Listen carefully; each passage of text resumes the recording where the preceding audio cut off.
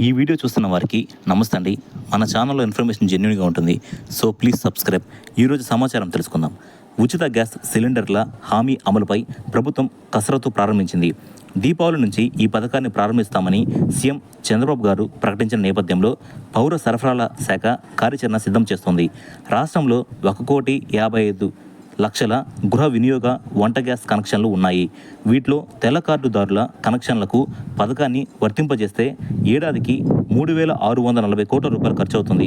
దీపం, ఉజ్వల, ఇతర రాష్ట్ర ప్రభుత్వాల పథకాల కింద కనెక్షన్లు తీసుకున్న 75 లక్షల మందికే పథకం అమలు చేస్తే ఏడాదికి 1,763 కోట్ల రూపాయలు అవుతుంది. ఏడాదికి ఎంత ఖర్చు అవుతుంది, ఇతర రాష్ట్రాలు ఎలా అమలు చేస్తున్నారు అనే వివరాలతో పౌర సరఫరాల శాఖ నివేదిక సిద్ధం చేస్తుంది. దీనిపై మంత్రుల కమిటీ సమావేశమై చర్చించి పలు సిఫార్సులు చేసింది. సీఎం చంద్రబాబు గారు ఆమోదించాక విధి విధానాలు వెలువడనున్నాయి. సూపర్ 6 హామీల అమల్లో భాగంగా ప్రతి ఇంటికి ఏడాదికి 3 ఉచిత సిలిండర్లు ఇస్తామని ఎన్డీఏ మేనిఫెస్టోలో ప్రకటించారు. ప్రస్తుతం ఒక్కో సిలిండర్ ధర 825.50 విజయవాడలో ఉంది.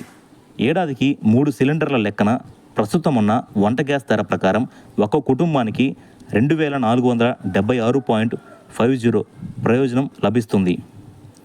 రాష్ట్రంలో 1,55,00,000 గృహ వినియోగ వంట గ్యాస్ కనెక్షన్లు ఉన్నాయి. తెల్ల కార్డు ప్రాతిపదికన తీసుకుంటే ఇందులో 95% పైగా ఉంటే 1,47,00,000 కుటుంబాలు అర్హత సాధిస్తాయి. వీరందరికీ ఏడాదికి 3 సిలిండర్లను ఉచితంగా ఇవ్వడానికి సుమారు 3,640 కోట్ల రూపాయలు ఖర్చు అవుతుంది.